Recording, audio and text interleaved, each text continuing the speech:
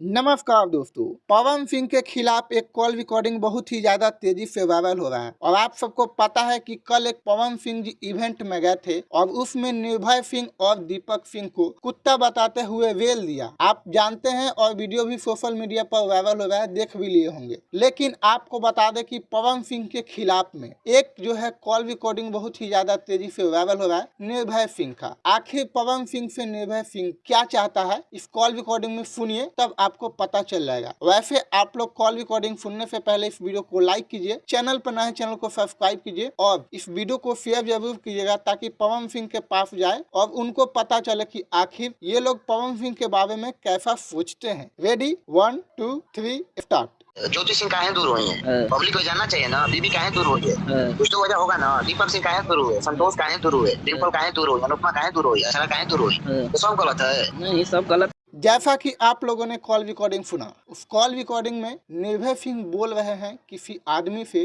कि आखिर सब पवन सिंह से धीरे धीरे क्यों अलग हो रहे हैं। अनुपमा यादव, डिम्पल सिंह, अक्षरा सिंह, मतलब अन्य कई सारे लोगों का वो नाम लेते हैं। और आपको बता दूं कि ये दोनों लोग ऐसा इसलिए कर रहे हैं अभी क्योंकि इन दोनों को पवन सिंह ने अपने टीम से निकाल दिए हैं। बाकी आपको क्या कहना है कमेंट में जरूर बताइएगा और इस वीडियो को लाइक शेयर जरूर कीजिएगा। धन्यवाद।